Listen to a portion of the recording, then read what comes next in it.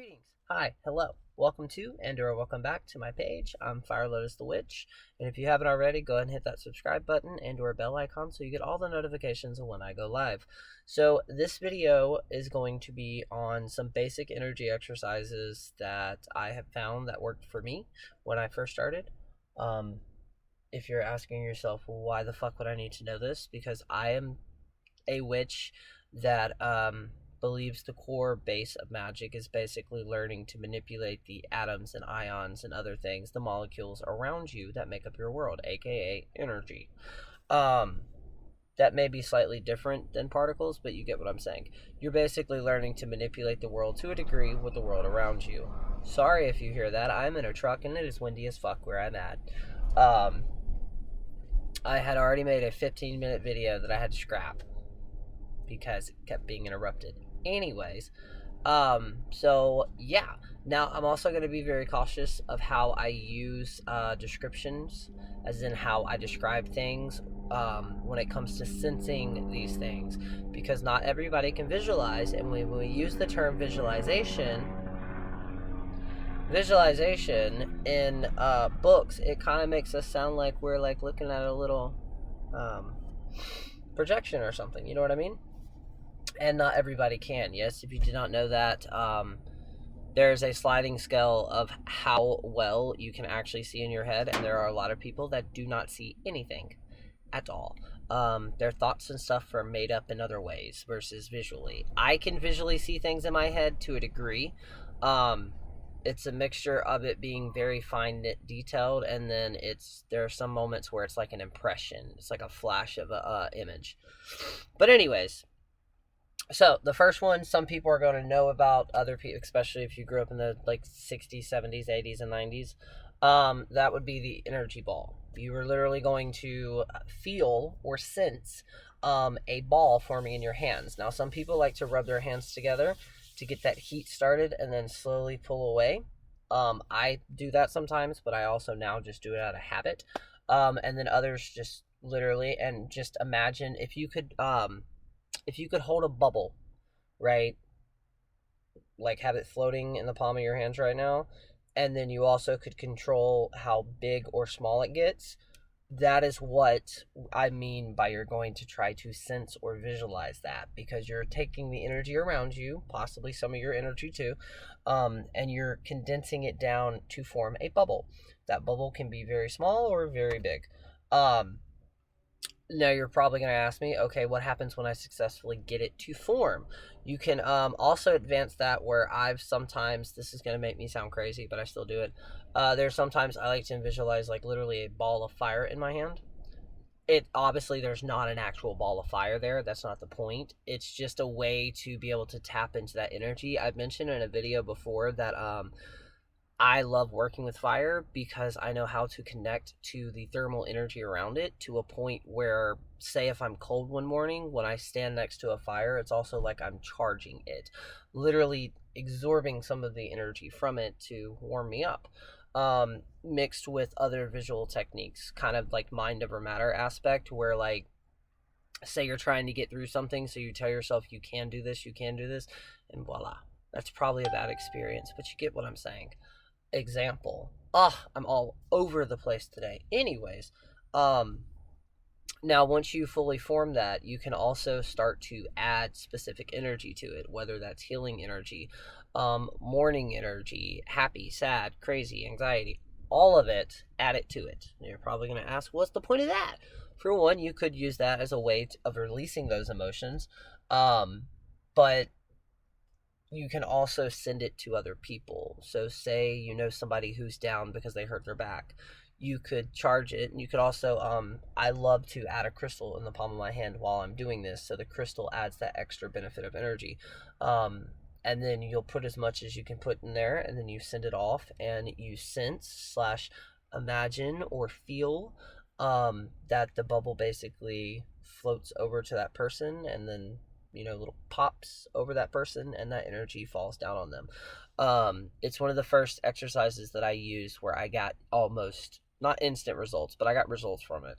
I had a friend who allowed me to slightly experiment So yeah, that was cool. That was a fun exercise. Now the second one, it's now these are also slightly going to advance the more and more that I go into them, but the second one is going to be able to help you see auras. I'm going to explain this in a mundane way, and then I'm going to explain this in the magical way and the exercise. Again, I'm sorry if you hear all that wind. It's windy as fuck today, and I'm currently in a truck. Um, but anyways, so with this one, preferably you're going to need two people, yourself and someone else, and or you can do this with an animal.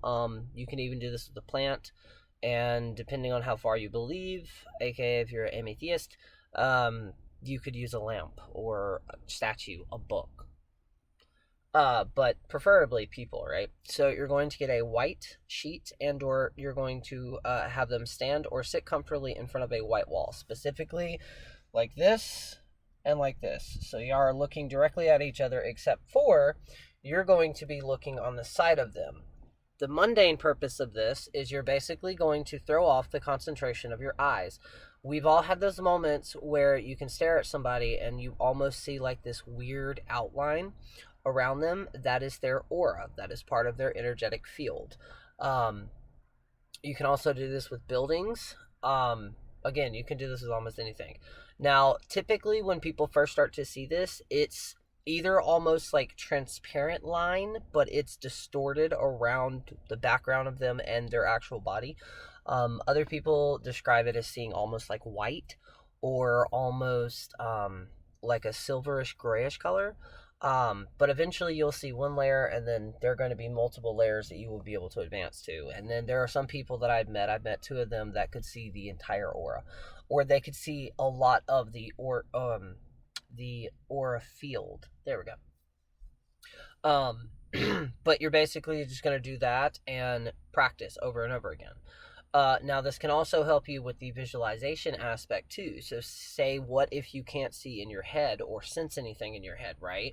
If you can use your eyes to pick up on auras, you would be able to translate that and or tweak that into working that into doing magic. And or instead of visualizing, you would be seeing the aura or the energetic property, the energetic field of what you're actually doing magic wise. So that's one exercise. Now, the next exercise, this can be very fun, and you can also theoretically use a pendulum for this too. But there are other steps involving the pendulum, and I need to put that in my phone really quick.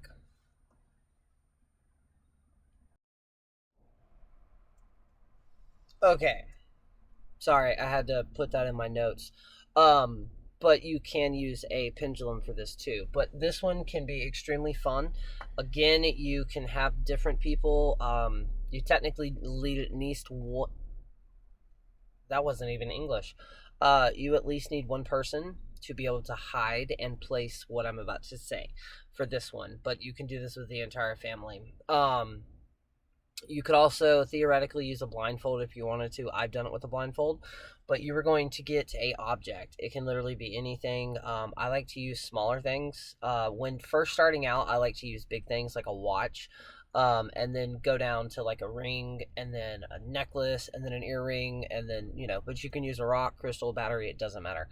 The point of this is you're going to find one specific room. Specifically with this room, there needs to be like multiple places to put things like shelves and stuff like that, or at least to be able to hide it. That's what you're doing. You can also do this outside. It depends on where you're at, what environment you're in, and how challenging you would like this to be. You're going to get somebody to take that object and place it somewhere in the original area of where you're at. Then you are going to try to push your senses out. Now, what do I mean by senses? You know how you meet somebody and you can either A, just get a good vibe and they're like normal, and then you also meet those people sometimes where there's something weird, there's something off. That's what I mean. You can have the ability to push that out. And I literally do mean anybody as long as you do the exercises. Now, that's kind of semi-tricky to do. I literally imagine just like a net that I just kind of push out, as in I push with my body. I think I described that in the right way. Um, and then other times it's just I kind of just pick up on it, but I also have claircognizance. I think I said that right. Anyways, you're going to basically use your senses to sense where that object has been placed. This can get really fun. Now, I do have to say, with any of these exercises, if you get to a point where you're starting to get frustrated, stop, walk away, go do something else, calm down, and then come back. The reason I'm saying that is because when it comes to these practices, and when it comes to like, say, making magical tools or magical things in your practice, you never want to get to a point where you're frustrating, because then it's going to feel like a chore, and they're not meant to be made as chores, depending on how you view things. But in other words, they're supposed to be relaxing. You're supposed to be in whatever mind state you need to be in to be able to create them. So specifically, if you're starting out, or if you're just doing these for the first time, have fun. One of my all-time favorite authors, Christopher Penczak, mentions in his very first book that when you're doing a ritual or a spell where you're reading out of a book to like repeat it or chant it, and you mess up, like say you mispronounce a word, instead of stopping every single thing and starting all over again, laugh. Take it serious, but don't take it too serious. And another example of that I believe he made in his book, imagine if you're calling like your deities, you're calling the watchtowers guards, and then all of a sudden you're constantly redoing the step over and over again. They're gonna look at you and be like, look, I like to hang out, but I got other stuff to do. Let's speed this along. So see, same thing as with this. Have fun with it. Take it serious because you are trying to advance it, but at the same time, don't take it too serious. Have fun with it. And you can do that in there's so many other ways to elevate that as well. That's what I mentioned with the pendulum, but again, I will be making a pendulum video very soon. But yeah, it's extremely fun. It's a fun exercise, but it also, now, there was one that I was supposed to say in order, kind of, that I have it in my head, and I skipped it. This is the how to learn how to push your energetic energy outside of your physical body. No, I'm not talking about astral projection, but that does play into astral projection if you ever wanted to get into that. You are going to find, I personally did this with a tiny little like weed growing out of a sidewalk at my old place that I was staying at. You're going to, it's a very weird sensation, but you're going to try to push your sense outside, as in you're going to push your energetic hand outside of your physical hand, and you're going to try to connect to that plant. Now, I'm not even going to lie, this took me multiple times to even attempt for me to process and wrap my brain around how this was. But once you do it, you will instantly feel that connection to that plant. And depending on what you do this with, because it does need to be something that is fully living, that has roots, preferably. But if you don't have that, you could do it with a bowl of water, a fish. I don't know why I just said fish, but for some reason I saw a bowl of water in my head. You could do this with, a crystal. I encourage you to do this with crystals, actually. But specifically connecting with trees, you could do this with a mushroom, although to fully be aware of this, if you do this to a mushroom and you fully connect to it, it's going to be very intense. It could be because of the mycelium. So just realize when you connect to one mushroom, you're not connecting with that one mushroom, you're connecting with everything else up under the ground. Which is a great way to get to know your land spirits. But yeah, you're going to repeat this over and over again and slowly advance yourself up, and each sensation that you're going to sense is going to be different. With me, it almost felt like there was electricity going through my body, like from the plant into it. Other times it almost feels like I'd get almost lightheaded, especially when I connect with trees. It's like I'd get really lightheaded, but it's also kind of that feeling when you were a kid, you went over a bump and your stomach dropped like on a roller coaster. It's kind of a mixture of that. There are some times where I'll get physical chills that go up me. Other times it could be a shiver. Again, it's very hard, or I find it very hard to describe what I feel/sense, because when we say sense, it literally, your 6 senses, that's because of your 5 senses, touch, smell, taste, all of that, hearing. This is just basically an extension of that.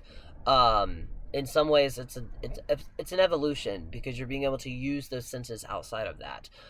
It's just like the exercises that they've done in the military and some psychological exercises as well is where at certain points of the military history, they learned that, and I don't know where it stemmed from.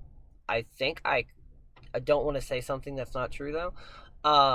But they would have certain people stay blindfolded throughout the day, and then they would take them off at night because their eyes were adjusted to the darkness so they could see 10 times better. Maybe not 10 times, but they could see better. The same thing is with this. The more that you do these exercises and the more that you tap into that, it's just like a muscle. The more you use it, the stronger it gets. Have fun with it. Don't overdo it. Don't get burned out on them. There are also other exercises that I'm pretty sure other people have found online. I have the Twilight meditation one that I've got to do a video on. But yeah, have fun with it. I cannot express that enough. Have fun with it. Now, there are ways to elevate all of these. You could also try to, if you have somebody you fully trust, you can sense someone else's energy. Again, you can do this with your pets. You can do. I would not suggest trying to do this with a spirit. That's how you fuck around and find out. Until you are fully advanced, okay? And that comes with time. All right. I know a lot of people are going to get into a rush and they're like, "Well, I want to be where they're at." Take your time. Have fun with your practice. Have fun with your path.